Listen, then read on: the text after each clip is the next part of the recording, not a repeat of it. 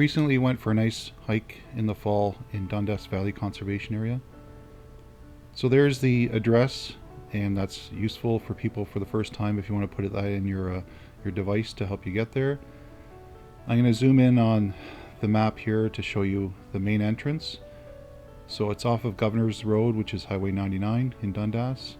And there you can see a gatehouse in the entrance. I believe we paid $11 to get in. Then there's a short road and a few parking lots, but we parked at the main lot, which is just close to this trail center. So you see a train and tracks and outbuildings and this trail center, which is a 1800s Victorian style replica train station building. So inside the trail center there's interactive displays. There used to be food service in there, and I'm not sure if there's Wi-Fi, but of course during these times some of that may be closed, but I'll link in the description to the website and it can tell you if things are open or not. But there's quite a great display inside when it is open, so I encourage you to check it out. Okay, so there's an overview of what the train station looks like. Again, a Victorian era replica. And a nice shelter there for if the weather turns rainy or snowy. And a section of old track, and right next to that is the rail trail. This isn't part of it, this is going down into the valley. So when you go down into the valley, the first thing you notice is the variety of different trees, and this is considered a Carolinian forest, so a lot of deciduous trees, some rare species. There's also a lot of evergreens mixed in, so it's really impressive to see the variety of trees. That's one of the attractions to this area. There's some really old oak trees as well, so yeah, if you're into trees, it's a great place to go.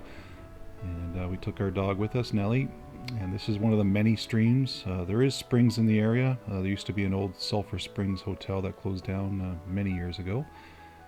And there you see some people do take advantage of the trails for horseback riding. So you do have to watch.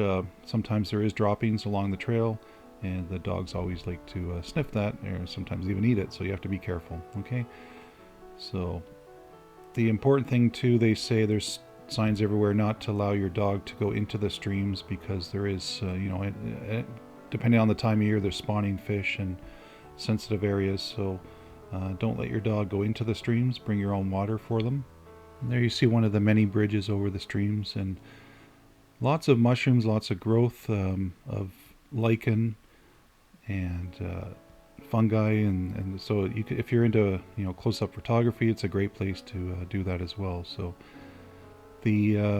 all these little streams, there's actual mineral springs and sulfur springs. There used to be an old Sulphur Springs hotel many years ago, which is closed down, but yeah, lots of interesting streams. And here's the apple orchard. It used to be an old apple orchard. It's obviously hasn't been used in many years, but when I was a child we used to actually eat the apples here, but they discouraged that this time, so just explore the area, but hands off.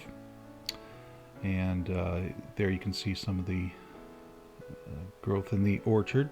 So lots of color this time of year. This was mid-November, so a lot of the leaves have pretty much fallen.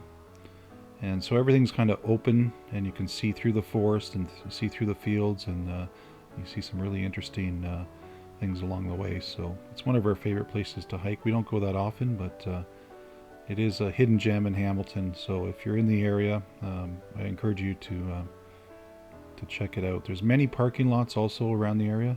It encompasses 1,200 hectares and 40 kilometers of trails. So all the parking lots are paid, and it does support the conservation of this area as well. So you see some of the colors that are still around. Again, this was mid-November, but a really nice time, because again you can see right through the forest and notice things that you may not notice when there's full foliage on the deciduous trees. So lots of colors, lots of stuff still to see. The trails themselves, I wouldn't say are accessible in this area. This is a valley, and there's lots of ups and downs, and fairly challenging. I would say close to moderate in terms of the hiking ability. So keep that in mind for people with motorized scooters. It can get quite muddy too along the trails, so maybe not ideal, but do some research and check out their link and see what areas are accessible. There's also lots of benches along the way on the main trail. to stop and relax and take a breather. Sometimes the up and down of the valley can, if you're not in the greatest shape, can be a bit tiring. So there's lots of benches to stop, and there's some sheltered areas. And as you can see, there's signs in the area about, ticks and other nesting areas for certain wildlife. So this is part of the Niagara Escarpment, which is part of the UNESCO World Biosphere Reserve as well. So just keep that in mind. You can see some close-ups of mushroom and moss, and there's all that growth along the escarpment. So this is one of our favorite areas along the trail too. You see all these moss-colored boulders, and there's lots of exposed limestone cliffs and crevices. So stay on the trail. Don't go up and try to stand on them, because they'll probably hurt yourself, I would think.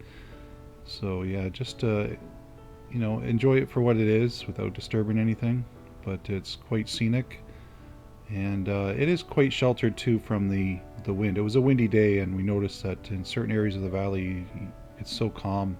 It's a nice place to even my aunt described it as like a world away from the city. You go into this valley and you don't notice the city, you don't hear anything except the birds and nature. So it's a really nice escape to nature in the Hamilton area and Southern Ontario area. You do have to be careful on the side of you'll see coming up in the side of the trails, there are, especially when you're higher up on the escarpment, don't venture off that, because there is some part of the limestone is split, and there's boulders here. So here you can see this is just off the trail, and it's quite a sharp drop in some areas. So stick to the trail, especially this time of year with all the leaves, and it's hard to see where the trail is, but they maintain it very well, I gotta say. Okay, so there's one example that you don't want to miss your step and fall into that. So, but very nice area for photography, for pictures, or just to enjoy a nice walk. So a lot of people with dogs, you want to keep them on leashes because of the horseback riding, and other people that are maybe not or afraid of dogs, just keep them on a leash. So but you will run into many dogs along the trail. Nellie met a lot of friends that day, and she was pretty pooped by the end. So okay, so there you see some of the there's shale, limestone, all kinds of ecological formations, and then streams running throughout the area too. So it wasn't too muddy this time, but after a rain, I'm sure it can get pretty slick. I've been there before after a rain. It's you do have to watch your footing. So again, I would say it's kind of close to being a moderate hike, and you have to have good footwear. So there's lots of parking lots too around the area, so you don't have to park in the main lot, but it's all paid parking, and it can get very busy, but there's so many trails and side trails that people spread themselves out, and it's still a nice area, safe area, even during these times. And coming up along the main loop, you'll run into what's called the Hermitage. So it's a 1850s, I believe it was a Scottish immigrant that built this large stone mansion, and here you can see it. And I think it burned down in the 1930s, and for a while it was kind of propped up with wood, and the region did restore some of it, and it is a nice little side thing to explore and read the history of. There you can see some creepy looking, again you see a wide variety of trees and growth, so my daughter did like that, the creepiness of that last little bit of forest there. So, but yeah, great place to go for a nice hike, and then lots of signs explaining the different features, and there's maps everywhere, and there's the main loop. So again, look at all the side trails, and that's just one section. There's so many other different trails that we haven't even explored, so I might do that in future videos. But yeah, the Dundas Valley and West Hamilton is really a nice area to explore. So after the hike, of course, we had to take a breather at the trail center, and part of the old the track is displayed there, and the rail trail. So yeah, Nellie certainly got a workout, met a lot of friends along the way, and had a break at the end with some water. So yeah, good workout. I think we spent about an hour and a half, 2 hours, and it was a really good hike. So just wanted to share some of it with you. Thanks for watching, and we'll see you for the next videos. Bye for now.